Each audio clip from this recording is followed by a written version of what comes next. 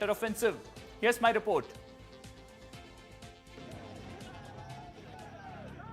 Chief Minister Basavaraj Bommai's photos on a QR code with the tagline PayCM. The Congress Party's 40% Sarkar campaign against the Bommai government has escalated. Defying the Bengaluru police, the usually warring Congress leaders Siddaramaiah and DK Shivkumar got together to paste the controversial posters. There you see Mr. Siddaramaiah, Mr. DK Shivkumar and others pasting that PayCM poster. The Chief Minister has already called it an evil design. The Congress maintaining that they will take this campaign from social media in Bengaluru to other parts of the state. They'll take it to taluk level, they'll take it to district headquarters as well. The campaign follows allegations that the ruling BJP extracts 40% commission from builders and contractors. This is a campaign by the Congress party against this 40% corruption government. Posters of Bommai on the QR code with the message 40% accepted here surfaced across Bengaluru this week. I have challenged them to come out with the proofs. We will certainly inquire. And during their regime, there are 101 scandals. Some of them are going to be inquired. The BJP hit back with a counter-campaign. The party supporters flooded social media with posters of alleged scams during Siddaramaiah's tenure as Chief Minister and claimed that PayCM means pay commission to Madam, a reference to Sonia Gandhi. BJP also played the Lingayat card. Another lot of Bommai posters claimed the CM was being targeted by Congress because he's a Lingayat, one of the most politically significant communities in Karnataka. While Congress upped the ante, JDS didn't want to miss out on an opportunity to target the Bommai government. Today we will continue the protest. This is not 40%, now it is 100% percentage government. Has the Congress managed to turn the tables on the BJP? And can it keep the issue alive till assembly elections in Karnataka next year? Well, the BJP seems to be cornered. How will it hit back? And will the Congress sustain this campaign is the question. Joining us today, Aishwarya Madhav of the Congress Party, Mr. Suresh from the BJP, Mr. Ramkrishna Upadhyaya, senior journalist from Karnataka. I'll come to you, Mr. Upadhyaya, first. Is this the most effective campaign that the Congress has done in the recent past?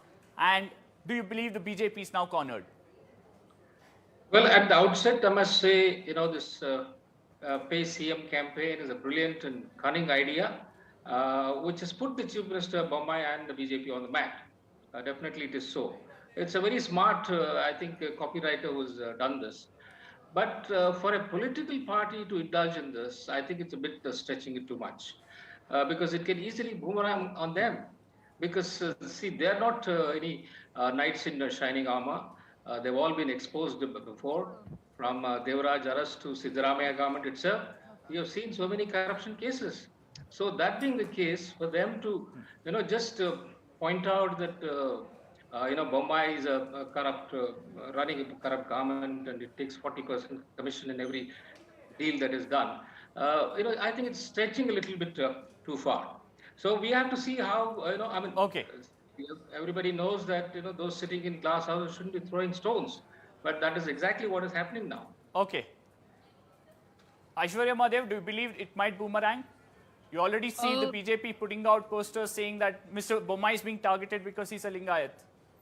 Good evening, Harish. I think first and foremost, none of this is going to boomerang. And it's very astonishing and surprising that the BJP has expended so much effort and time into trying to dismiss this idea of 40% rather than actually investigating all the sort of allegations that have come forth, all the sort of reports, the letters written to the Prime Minister. And it shows you that the BJP is just scared. They don't want to take any serious action, to be very honest. They'd rather just play the PR ploy. And if they think it's going to boomerang, I think absolutely not. If the BJP, they call themselves a party with a difference. If they had actually believed in that, then they should have investigated what the Congress has done.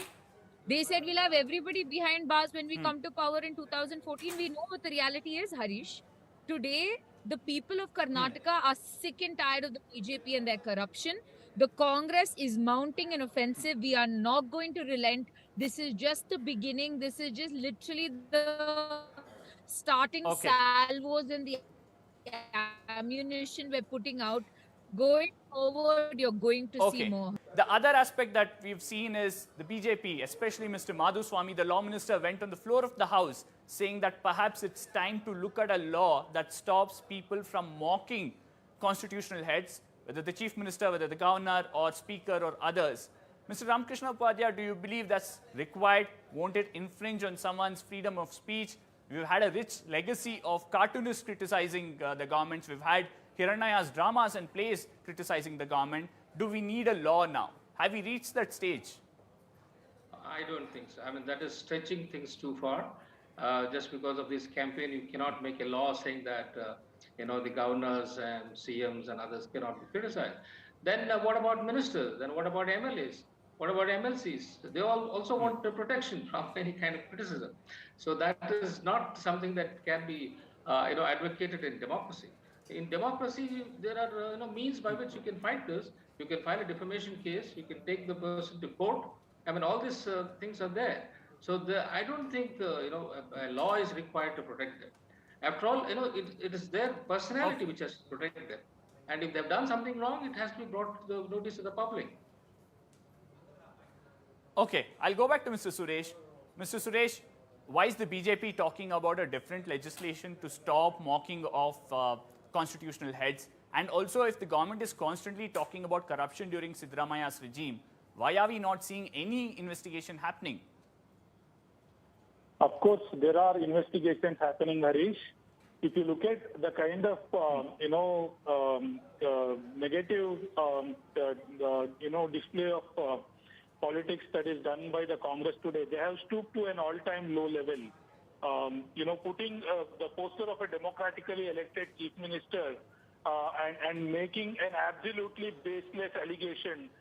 Have you seen till today a single written complaint filed in the Lokayukta or in the court against any of the BJP leaders or ministers? Have you seen any document released by D.K. Shivkumar, Siddaramaya or any of them saying in this department, in this particular minister has taken this much of bribe? Any documentary evidence released so far?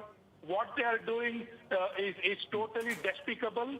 And if you look at Congress in the last 8 to 10 years, very, very clearly you will see that they have lost 90% of the elections, Harish. The last nail in the coffin of the Congress will be hit in Karnataka. You mark this word. Mr. Suresh, just before the session started, you had the Energy Minister, Mr. Sunil Kumar, saying that power purchase agreements, especially during D.K. Shivkumar's regime as the Energy Minister, they would in a way investigate it or at least get a legal opinion on it. But we haven't seen anything. The entire 10-day session is over, but we haven't seen a counter-offensive from the BJP yet. We have released a dossier firstly. We have listed down all the scams. There are 52 cases pending against Siddaramaya, and a lot of these are court-monitored probes.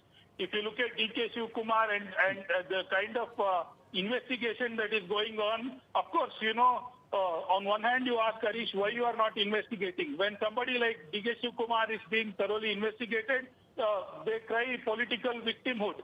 So you can't have it both ways. D.K. Shivkumar also is facing inquiry and he is out on bail right now. The National Herald case, look at all these leaders, Harish, look at their background. Every single person is facing a serious corruption charge, they're out on bail. What naitikata they have, what moral stature they have to come and make accusations like Aishwarya Mahadev, people of the state want to know if the Congress believes that there is corruption, would they just protest inside the assembly and outside the assembly? Would the Congress also approach Lokayukta or the Karnataka High Court now that the Lokayukta is functioning thanks to the Karnataka High Court? Harish, a few rebuttals. First of all, he talks about how can you speak about a democratically elected head of a state like that. Let me remind you that it was the Prime Minister Modi himself, who's from your glorified party, who spoke about Mr. Siddaramaya, who's a democratically elected head of another state. And we remember what percentage, what sort of speeches he was making. So you are nobody to sit and give us lectures about this one. Second thing, has anybody made allegations? Has anybody reported? Yes, the last time somebody tried to talk about it publicly, they ended up committing suicide. You might dismiss the Congress's claims, you might say anything that you want, sir, but when the common man on the street, from your KPTCL to your PSI to gunny sacks to eggs to shoes to school textbooks to basically medicine dispensaries, you're seeing corruption in every walk of life. And it is rich and rank irony for you to sit and talk about any of my leadership when we know the way that you use institutions. What is Mr. Yediyurappa, sir? What are the Okay. Reddy brothers, sir? What is Krishnaya Chetty, sir? What is Katta Subramania Naidu, sir? Please do not even sit and try to preach Okay. about the fact that you had it about any of my leadership. Your entire chief minister, you had Okay, three chief minister, your chief minister went to jail also. So we are running out of time. Like, do I'll, not. I'll let Mr. Ramakrishna Upadhyay have the final word. Sir, do you believe that now we have a stage set for 2023 election? Do you believe that this can be sustained? You see, it was Harish. It was hilarious to see, DK Shivkumar enthusiastically pasting the posters yesterday in the city. I mean, he could as well be doing it for himself, saying that pay me instead of CM, pay me. Sir, no. I mean, that's the kind of man. You do not He has talk the kind of a like record that. which ED I'm and CBI sorry, are investigating, tell me where- and everybody knows Sir, the kind as of a corruption that he has political indulged in. analyst, you And should that be a being the little case, this man responsible. goes around, saying that pay CM. Harish, And what kind of a hilarious Okay. scenario is this? I'm sorry, okay. I'm So, done. Mr. No, Siddaramaiah you do claims not that talk there about was no leadership. corruption under his government. Absolutely Okay. rubbish. We know that Aishwarya, quick rebuttal I'm before sorry. This is I conclude the absolute debate. rubbish. If you want to be a political analyst, Harish, if you want to during make Siddaramaiah's impartial period- political During analysis, you Siddaramaiah's can. period, 544 acres Okay. of Arkavati land was denotified. Everybody is in And it. this was given to the Lokayukta. Okay. And It's but absolute, Siddaramaiah just especially buried if it. you're in a responsible Just buried position. it. And And that's then even you- face Okay. posters. Unfortunately, we are- PCB. Absolute People don't rubbish, remember those. Harish. People definitely remember the Hablood. Okay. Unfortunately, we are running out of time. It's a debate that needs much more time. We'll see this happening over the next few weeks and heading into the election. Thank you, Aishwarya Mahadev, Mr. Suresh, and Mr. Ramakrishna Upadhyay. Well, that is the PayCM poster, which is likely to continue here in Karnataka. But it's time to look at all the other major stories making news here down south.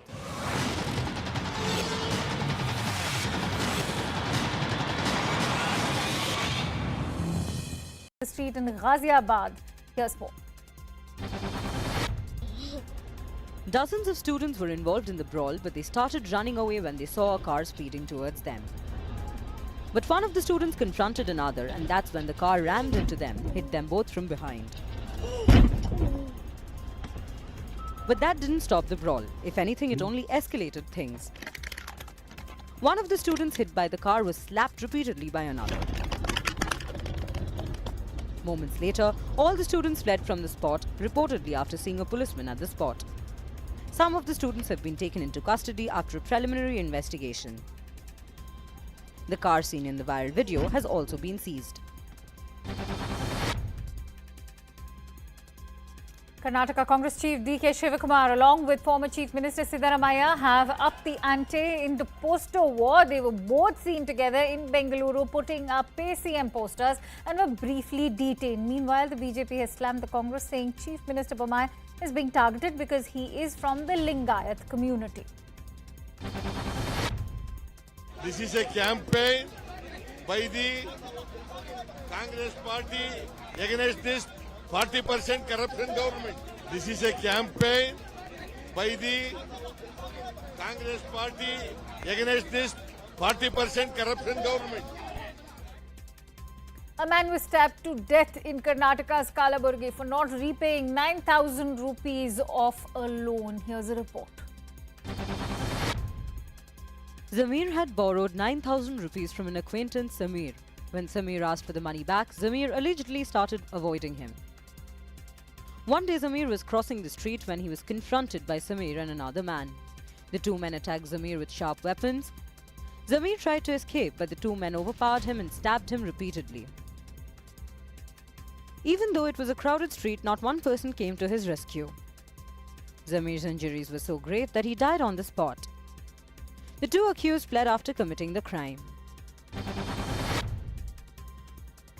Ramdas Athavale reached the village to meet the victim's family in connection with the murder of two minor real sisters in Nighasan police station area of the district. He consoled them and assured them of all possible help.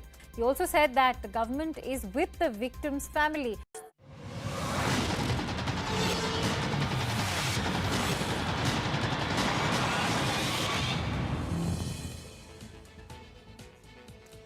Welcome back. Time for a quick roundup of all the other major stories from South India. News from Andhra Pradesh. The Election Commission has directed the YSR Congress to issue a clarification saying Jagan Mohan Reddy is not the lifetime president of the party. The EC has also categorically said that it does not endorse any organizational position that is permanent in nature. After Junior NTR, now Balaya, as he's popularly called, Nandamuri Balakrishna, Hindupur MLA and also the son of legendary actor turned politician NTR, has hit out at Jagan Mohan Reddy over the renaming of NTR University. Now, after YSR, he has in a Facebook post said that NTR will continue to remain the backbone of Telugu civilization and those trying to erase his legacy are nothing but barking dogs. Gujarati film Cello Show is India's official entry to the Oscars. But this has not gone down well with the fans of the movie RRR, which also includes Telangana Minister K.T. Rama Rao. Now, in a tweet attacking the Telangana BJP leadership here, KTR said not a single BJP joker from Telangana has the guts to demand what is rightfully ours. Ever ready to carry chappals of their Gujarati bosses but can't summon the courage to demand Telangana's rights. And these visuals playing out on your screens right now are of a TRS leader, Palakonda Praveen Chandar, going on a power trip where he attacked a toll booth worker when he asked him to pay up as his FASTag balance was over. Now, instead of doing the needful, Palakonda Chandar asked his supporters to join in and ensure that the toll workers suffered by facing the brunt of doing what was their job essentially. Tamil Nadu Chief Minister M.K. Stalin has written to Prime Minister Narendra Modi urging him to ensure the safety return of all those who have been stranded in Myanmar and forced to get involved in fraudulent online work. Remember, over 17 people, including people from Tamil Nadu, have released SOS videos saying that in the name of IT jobs in Thailand, they were illegally taken to Myanmar and forced to involve themselves in cybercrime activities. And when they refused to do so, they were beaten, some of them were given electric shocks and they were denied food. Now they hope the Tamil Nadu government and the central government intervene and ensure their safety return. BJP is all set to stage a protest march on the 26th of September following the arrest of Coimbatore district president who made threatening remarks against DMK MP A. Raja.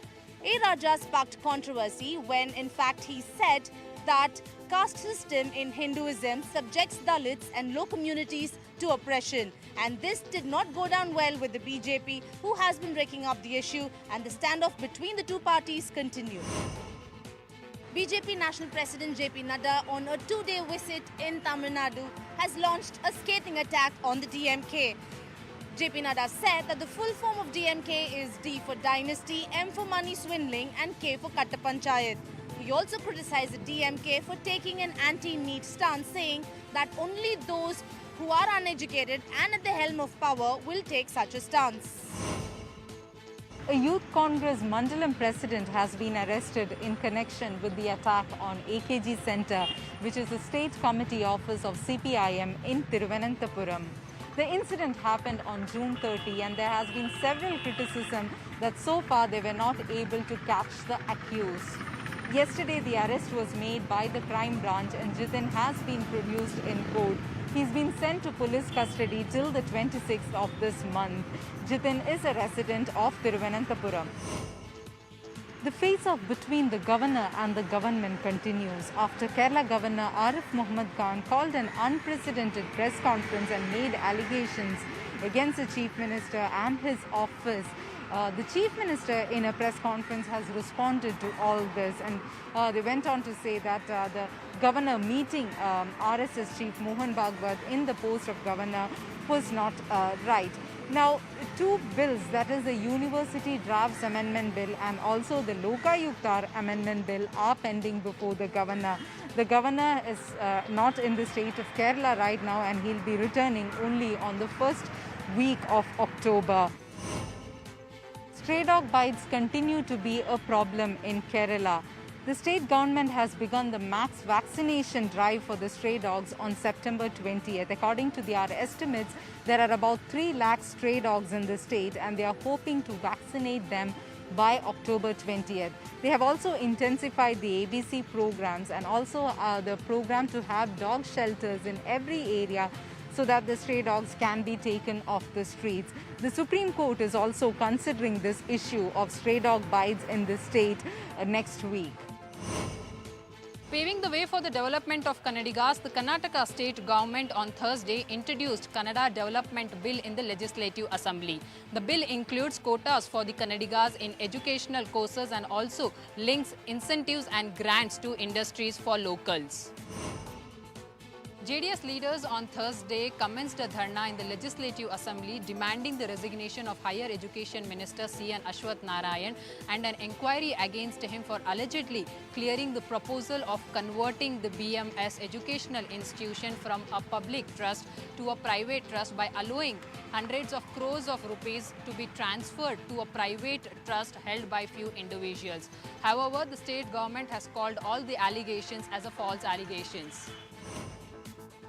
State police on Monday registered an FIR against 3 suspected terrorists, and on Tuesday, Shimoga Rural Police arrested 2 of them.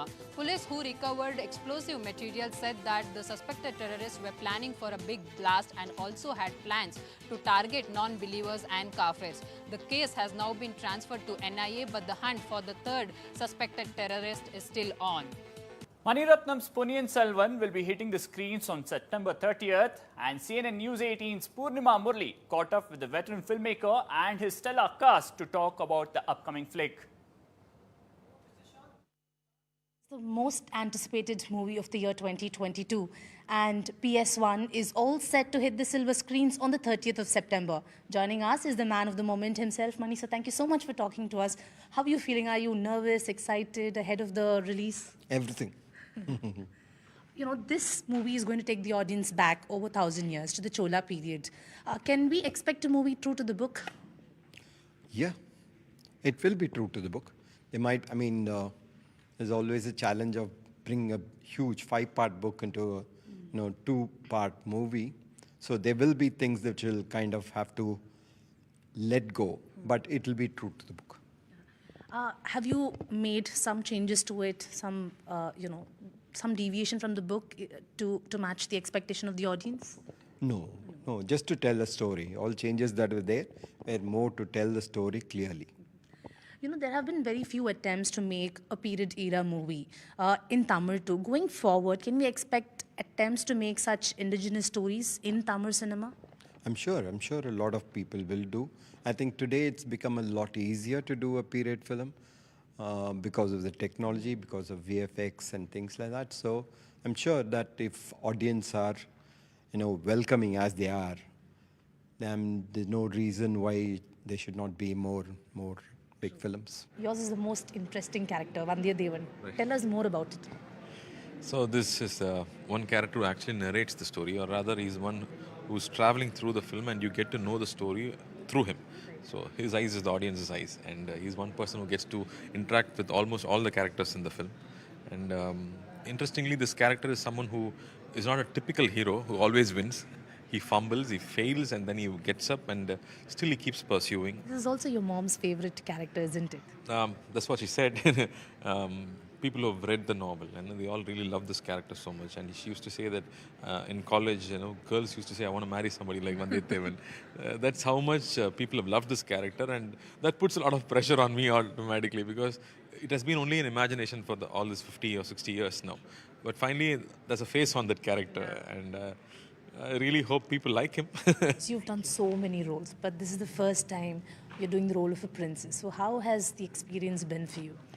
It's a triple bonus, I would say. First of all, it's Ponniyin Selvan. Secondly, it is Money Sir making Ponniyin Selvan. And third, I get to do something I've never done in 20 years of my career. So I'm so excited. I call this film my triple bonus film because it's like the best package I could have asked for. Is this the toughest role that you've ever played? Because you've been acting for so many decades. I wouldn't call it the toughest, definitely not. I wouldn't actually signify a role being tough as such, but in terms of, say, prep and probably just getting everything perfect out there on set, maybe it was a bit challenging, but it's a challenge I really loved. Well, that's all we could pack in this edition of Sensational South. We'll be back next week with all the other major stories from South India. Thanks for watching.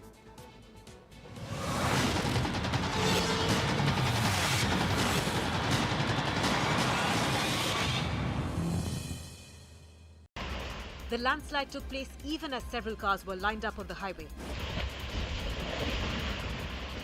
People abandoned their vehicles and started running when they saw the hill crumbling.